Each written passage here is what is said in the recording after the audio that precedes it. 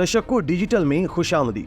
नाज़रीन, सिर्फ चंद माह पहले पाकिस्तान के पास अपने दरामदी बिल्स की अदायगी के लिए महज 15 रोज का ज़र मुबादला बाकी था।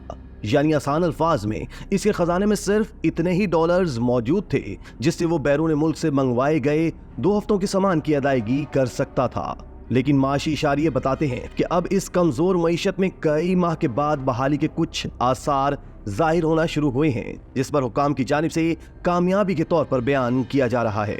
दूसरी जानिब तज्जियाकारों और मुबस्सिरीन का कहना है कि इस्तेहकाम की नई इलामात को पनपने और एक आम शहरी तक इसके समरात पहुंचाने के लिए पॉलिसियों में तसलसल और मुस्तकिल मिजाजी की अशद जरूरत है।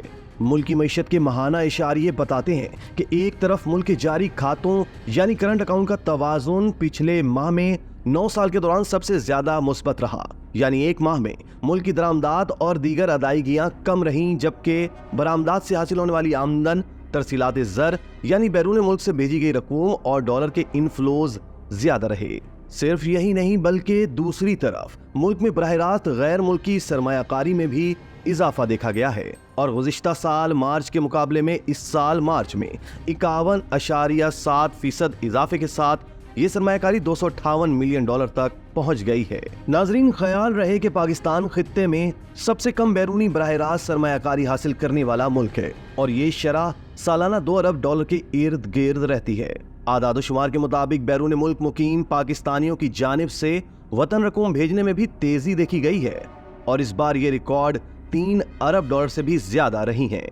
मरकजी बैंक का कहना है कि रवा माली साल के पहले 9 माह के दौरान बैरून मुल्क मुकीम कारकुनों की तरसीलात ज़र की मद में 21 अरब डॉलर की रकम आई है, जो गुज़िश्ता माली साल के इब्तदाई 9 महीनों के 20.8 अरब डॉलर की निस्बत 0.9% ज्यादा है। वज़ीर खजाना इस उम्मीद का इजहार कर रहे हैं कि अगले 3 माह में तरसीलात से आने वाली मजमूई रकम 29 अरब डॉलर तक हो सकती है। नाज़रीन, मस्बत माशी अशारियों के बाइस पाकिस्तान स्टॉक मार्केट में भी इस वक्त खासी तेजी दिखाई दे रही है। इंडेक्स 71,000 से ऊपर तारीख की बुलंद तरीन सतह पर मौजूद है। गुज़िश्ता 4 माह में स्टॉक मार्केट इंडेक्स में 14% का इजाफा देखा गया है, जिससे मार्केट का कुल हुजम बढ़कर 88 मिलियन डॉलर्स रिकॉर्ड किया गया है। एक और अहम सेक्टर यानी आईटी में भी पाकिस्तान ने मार्च में 306 मिलियन अमेरिकी डॉलर की बरामदात रिकॉर्ड की। ये किसी एक महीने में अब तक की सबसे ज्यादा आईटी बरामदात हैं। आदादो शुमार के मुताबिक मार्च 2024 में ये महाना आईटी बरामदात गुज़िश्ता 12 माह की औसत 238 मिलियन अमेरिकी डॉलर से ज्यादा है। नाजरीन, दूसरी तरफ कचरे से तवानाई पैदा करने के लिए कराची में 3 मंसूबे शुरू किए गए हैं, जिससे न सिर्फ कराची साफ सुथरा होगा बल्कि तवानाई हासिल करने के जराए भी पैदा होंगे। पाकिस्तान में कचरे से तवानाई हासिल करने वाला पहला सूबा सिंध है, जहां इस प्रोजेक्ट का आगाज किया गया है। शहर की तरक्की और मसाइल के हल के लिए जल्द अज जल्द इकदामात यकीनी बनाना नागुज़ीर है। दोस्तों, वाज़ेह रहे कि ग्रीन वेस्ट एनर्जी कचरे से सिंथेटिक गैस जबकि कचरे से 45 मेगावाट बिजली बनाई जाएगी। इस इकदाम से एक तरफ तो कराची को कचरे से पाक करने में मदद मिलेगी, जबकि दूसरी जानिब तवानाई भी हासिल होगी, जो कि शहरियों को कुछ रिलीफ देने में अहम साबित होगी। इसी तरह कमिश्नर कराची ने चीनी और रोटी की सरकारी कीमत मुकर्रर करके नोटिफिकेशन जारी कर दिया है।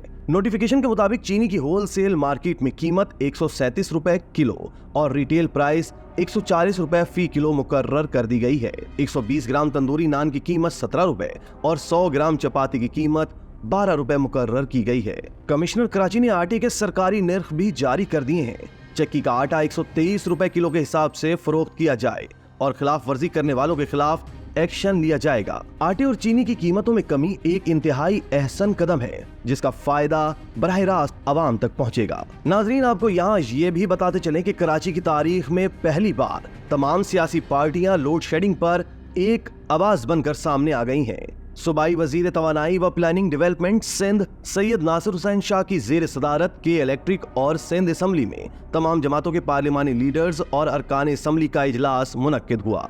इजलास में कराची में बढ़ती हुई लोड शेडिंग के इलेक्ट्रिक की जानिब से अदम अदायगी पर मुतादिद इलाकों में पीएमटीज की कई रोज बंदिश समेत दीगर उमूर पर तबादला ख्याल हुआ। इजलास में लियारी से ताल्लुक रखने वाले अरकान कौमी असम्बली नबील कबूल, रुकन सिंध असम्बली यूसुफ बलोच ने के इलेक्ट्रिक इंतजामिया की जानिब से वादे के बरखिलाफ एक बार फिर लियारी में 12 से 16 घंटे की लोड शेडिंग और रात 5 बजे से दोपहर 1 बजे तक 8 घंटे की मुसलसल लोड शेडिंग पर अपना भरपूर एहतजाज रिकॉर्ड करवाया। उन्होंने कहा कि इलेक्ट्रिक के अफसरान अभी तक मुंतखब नुमाइंदों की बात सुनने या उनसे मिलने से इनकारी हैं।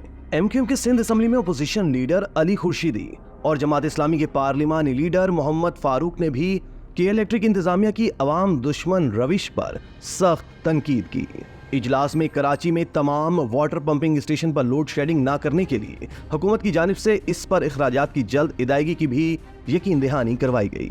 दोस्तों, पीर के रोज लियारी का वफ्द मंगल को जमात इस्लामी और बाद में एमक्यूएम का वफ्द के इलेक्ट्रिक इंतजामिया से मिलकर लोड शेडिंग का सद्भाव करने के लिए इकदाम करेंगे। इस मौका पर वजीर बल्दियात सिंध सईद गनी की सरबराही में एक कमेटी भी तश्कील दी गई, जिसमें सिंध असेंबली और असेंबली से बाहर सियासी जमातों और के इलेक्ट्रिक के नुमाइंदे शामिल होंगे। कमेटी शहर में लोड शेडिंग के खात्मे, के इलेक्ट्रिक के बिल्स की अदायगी को यकीनी बनाने समेत दीगर उमूर पर मुशावरत करके अवाम को रिलीफ फराहम करने के लिए इकदाम करेगी। नाजरीन, इन तमाम इकदाम से एक बात तो बहुत वाज़े है कि बिलाखिर पाकिस्तान अपने मुश्किल तरीन दौर से बाहर निकलने की कोशिश कर रहा है और शायद अब अवामी नुमाइंदों को भी अवाम का ख्याल आ ही गया है। मगर देखना यह होगा कि इन इकदामात का बराह रास्त फायदा अवाम तक कब पहुंचेगा। पाकिस्तान और कराची बेहतरी की जानिब गामजन तो है, मगर अहम यह है कि इस सफर की रफ्तार क्या होगी। क्या माजी की तरह महज दावों और वादों से काम चलाया जाएगा या फिर ये सफर यूं ही जारी और सारी रहेगा और पाकिस्तान को और अवाम को तमाम मुश्किलात से निकाल लेगा।